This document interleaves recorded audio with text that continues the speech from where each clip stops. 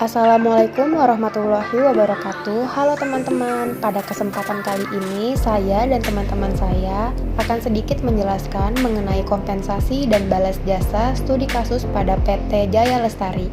Sebelum berlanjut ke materi, berikut adalah nama-nama kelompok kami. Pengertian kompensasi. Kompensasi adalah segala sesuatu yang diterima baik berupa fisik maupun non-fisik. Bisa juga berarti seluruh imbalan yang diterima oleh seseorang pekerja atau karyawan atas jasa atau hasil dari pekerjaannya dalam sebuah perusahaan.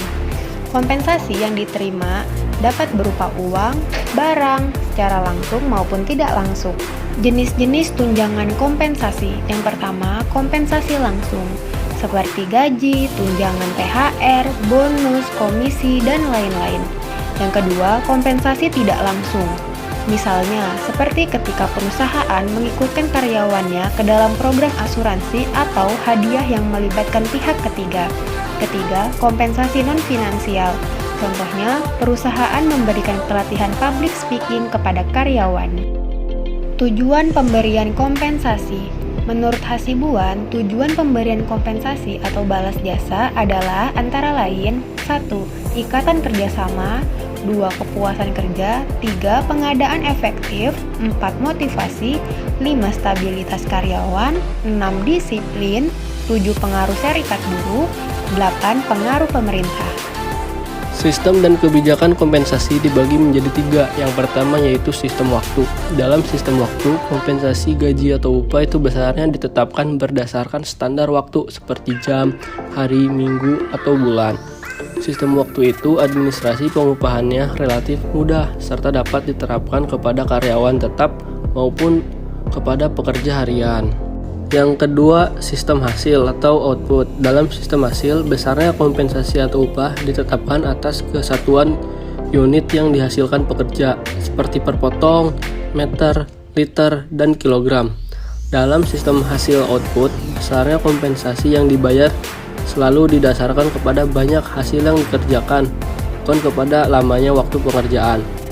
Sistem hasil ini tidak dapat ditetapkan kepada karyawan tetap dan jenis pekerjaan yang tidak mempunyai standar fisik seperti bagi karyawan administrasi. Yang ketiga, sistem borongan. Sistem borongan adalah suatu cara pengupahan yang menetapkan besarnya jasa didasarkan atas volume pekerjaan dan lama mengerjakannya. Penetapan besarnya balas jasa berdasarkan sistem borongan ini cukup rumit, lama mengerjakannya, serta berapa alat yang diperlukan untuk menyelesaikannya. Faktor-faktor yang mempengaruhi besarnya kompensasi. Menurut Hasibuan, faktor yang mempengaruhi besarnya kompensasi diantara lain yaitu 1. Penawaran dan permintaan tenaga kerja. Kedua, kemampuan dan kesediaan perusahaan permintaan.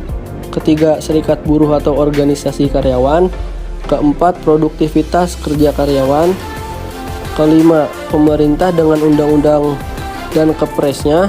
Keenam, biaya hidup atau cost living. Yang ketujuh, posisi jabatan. Dan yang kedelapan, pendidikan dan pengalaman karyawan. Studi kasus. PT Jaya Lestari merupakan sebuah perusahaan yang bergerak di bidang konstruksi bangunan di Surabaya. Perusahaan ini memiliki pegawai tetap dan kontrak di mana perusahaan memberikan kompensasi berupa gaji, tunjangan, dan bonus atas kinerja karyawan berdasarkan pada jabatan, pendidikan, masa kerja, serta kemampuan masing-masing setiap pegawai. PT Jaya Lestari mempunyai prinsip untuk selalu memenuhi kebutuhan pelanggan. Dalam memenuhi kebutuhan pelanggan, kinerja karyawan merupakan hal utama yang harus diperhatikan karena jika kinerja karyawan itu baik, senantiasa tujuan perusahaan dalam memenuhi kebutuhan pelanggan akan tercapai. Berdasarkan wawancara dengan pemimpin perusahaan, terdapat masalah dalam pemberian kompensasi terhadap karyawan. Terdapat beberapa karyawan yang keluar dari perusahaan dikarenakan gaji atau upah yang tidak sesuai dengan yang diinginkan. Pemimpin perusahaan mengetahui permasalahan ini berdasarkan informasi yang beliau dapatkan dari mandor di mana karyawan keluar dari perusahaan dikarenakan pemberian gaji atau upah yang menurut mereka tidak sesuai. Pemberian kompensasi seperti bonus kepada karyawan pun juga terkadang menimbulkan kecemburuan antara karyawan satu dengan yang lainnya, yang mengakibatkan menurunnya kinerja para karyawan yang merasa diberlakukan dengan tidak adil. Kondisi seperti ini menimbulkan karyawan tidak produktif dalam bekerja dan pekerjaan tidak dapat selesai dengan tepat waktu. Hal ini dapat merugikan perusahaan dan mengakibatkan kepuasan pelanggan karena kinerja tidak sesuai dengan tepat waktu. Oleh karena itu, pemberian kompensasi yang adil dan benar akan meningkatkan produktivitas karyawan dalam menyelesaikan pekerjaan dengan tepat waktu. Kondisi pertama, karyawan banyak yang resign. Kriteria yaitu ada dua. Yang pertama, perusahaan ini memiliki pegawai tetap dan kontrak di mana perusahaan memberikan kompensasi berupa gaji, tunjangan, dan bonus atas kinerja karyawan berdasarkan pada jabatan, pendidikan, masa kerja, serta kemampuan masing-masing setiap pegawai. Yang kedua, PT Jaya Lestari mempunyai prinsip untuk selalu memenuhi kebutuhan pelanggan. Penyebabnya yaitu ada dua. Yang pertama, gaji dan upah karyawan tidak sesuai dengan yang diharapkan. Yang kedua, pemberian kompensasi seperti bonus kepada karyawan terkadang menimbulkan kecemburuan antar karyawan satu dengan karyawan lain. Akibatnya ada tiga, yaitu yang pertama, menurunnya kinerja karyawan yang merasa diberlakukan dengan tidak adil. Yang kedua, karyawan tidak produktif bekerja dan pekerjaan tidak selesai tepat waktu. Yang ketiga, itu tujuan-tujuan perusahaan tidak dapat tercapai. Rekomendasinya yaitu terdapat dua. Yang pertama, seharusnya pemberian kompensasi lebih adil jika diterapkan berdasarkan namanya karyawan tersebut bekerja. Yang kedua, seharusnya PT Jaya Lestari ini memberikan pelatihan terlebih dahulu agar semua karyawan bisa bekerja dengan baik dan menyelesaikan pekerjaannya tepat waktu. Selanjutnya, terdapat kondisi 2, yaitu tentang kecemburuan antar karyawan. Terdapat kriterianya. Yang pertama, PT Jaya Lestari melakukan survei kompensasi untuk menentukan standar kompensasi untuk karyawan, baik mandor maupun karyawan lapangan. PT Jaya Lestari menentukan kompensasi karyawan dari pasaran di luar perusahaan. Yang kedua, karyawan diberikan pembayaran sesuai dengan pekerjaannya seperti tanggung jawab, keahlian atau keterampilan, dan syarat-syarat pekerjaan seperti pendidikan, pengalaman, dan kompleksitas, tingkat kesulitan, dan kinerjanya. Yang ketiga, dengan sistem yang tidak rumit, bukan hanya melihat karyawan-karyawan yang tidak mengerjakan pekerjaan sesuai dengan kemampuannya, tetapi juga dapat membantu pekerjaan karyawan lain yang bukan tanggung jawab mereka bila pekerjaan utamanya telah selesai. Yang terakhir, PT Jaya Lestari merasa bahwa sistem evaluasi seperti ini jauh lebih mudah untuk dilakukan. Karyawan yang memiliki kemampuan akan diberikan tanggung jawab lebih besar, sehingga karyawan pun akan menerima kompensasi yang lebih besar juga dibandingkan karyawan yang mungkin sudah lama bekerja. Lalu, terdapat penyebabnya, yaitu kompensasi yang diberikan antar karyawan berbeda-beda sehingga muncul kecemburuan antar karyawan satu dengan yang lainnya. Selanjutnya, akibatnya upah yang dibeda-bedakan antar karyawan menyebabkan banyak yang resign karena kecemburuan. Selanjutnya, rekomendasi. Nah, rekomendasinya yaitu memberikan kompensasi tidak langsung karena berfungsi melengkapi kompensasi yang diterima karyawan melalui upah atau gaji. Kompensasi tidak langsung merupakan balas jasa yang diberikan dalam bentuk penghargaan karyawan yang tidak dikaitkan dengan prestasi kerja, sebagai bagian dari keuntungan perusahaan yang sesuai dengan kemampuan perusahaan. Lalu, kondisi 3, yaitu pemberian upah tidak sesuai. Terdapat kriterianya. Yang pertama, karyawan diberikan pembayaran sesuai dengan pekerjaannya, seperti tanggung jawab, keahlian atau keterampilan, dan syarat-syarat pekerjaan, yaitu pendidikan, pengalaman, dan kompleksitas. Yang kedua, upah diberikan berdasarkan waktu kerja karyawan, yang dimana semakin rajin karyawan masuk bekerja, semakin tinggi pula upah yang diterima. Yang ketiga, Untuk karyawan dengan pekerjaan berat akan diberikan upah antara 150.000 kurang lebih sampai 200.000 per harinya. Karyawan dengan keahlian akan diberikan upah antara 100.000 sampai 150.000 per harinya. Dan untuk mandor akan diberikan upah antara 200.000 sampai 250.000 per harinya. Lalu yang keempat, PT Jaya Lestari telah menentukan besaran kompensasi berdasarkan faktor-faktor yang terdapat dalam teori penentu besaran kompensasi. Faktor-faktor tersebut yaitu produktivitas kerja, kemampuan untuk membayar, kesediaan untuk membayar, dan penawaran dan permintaan tenaga kerja. Selanjutnya Penyebabnya yaitu yang pertama, karyawan tidak menyelesaikan pekerjaannya dengan tepat waktu karena pemberian upah yang dianggap tidak sesuai. Mereka telah mengerjakan kewajibannya tetapi tidak mendapatkan haknya sesuai apa yang mereka harapkan.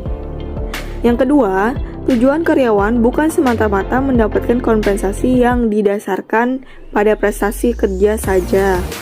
Para karyawan mengharapkan lebih dari sekedar itu, yaitu adanya keadilan dan keterbukaan dari metode dan proses implementasi dari sistem kompensasi tersebut. Akibat. Nah, akibatnya banyak pekerja yang resign yang tentunya menimbulkan kerugian bagi perusahaan. Seharusnya mengerjakan produksi tepat waktu, malah harus melakukan rekrutmen kembali untuk mendapatkan pekerja yang sesuai dengan kompetensi di bidang tersebut. Lalu rekomendasi. Rekomendasinya yang pertama, kebenaran dan keadilan. Hal ini mengandung pengertian bahwa pemberian kompensasi kepada masing-masing karyawan atau kelompok karyawan harus sesuai dengan kemampuan, kecakapan, pendidikan, dan jasa yang telah ditunjukkan kepada organisasi. Dengan demikian, tiap karyawan merasakan bahwa organisasi telah menghargai jasanya kepada organisasi sesuai dengan pandangannya. Yang kedua, menurut Besler 2010 menjelaskan bahwa program kompensasi balas jasa harus ditetapkan atas asas adil dan layak, serta dengan memperhatikan undang-undang perburuhan yang berlaku.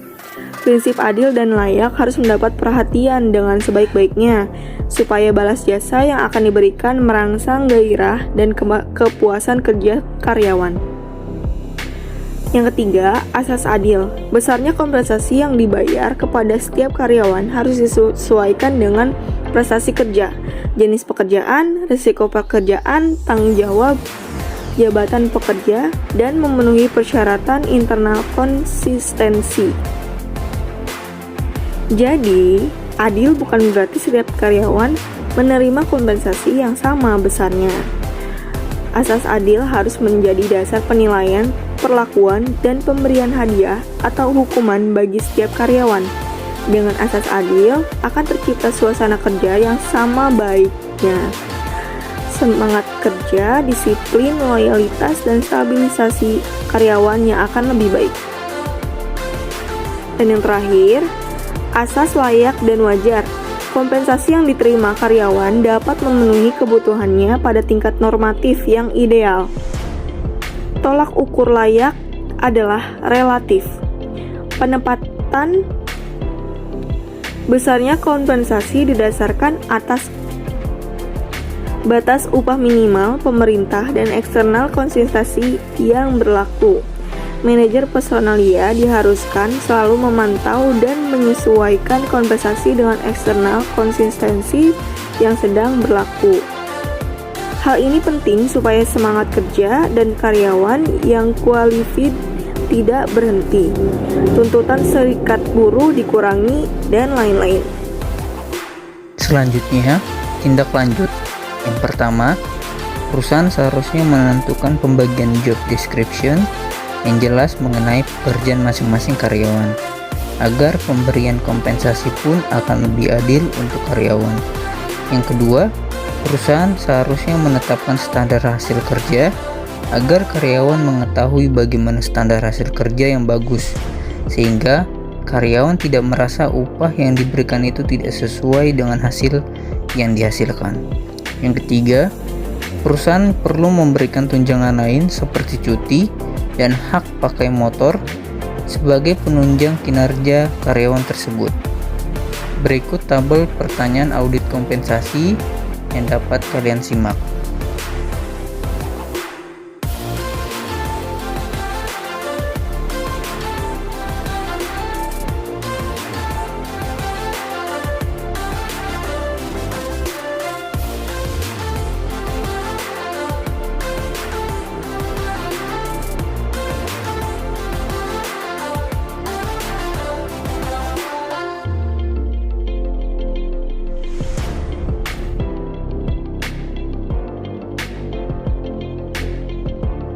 Baik teman-teman, hanya sekian yang dapat kami sampaikan. Mohon maaf apabila banyak kekurangannya. Jangan lupa like, comment, and subscribe ya.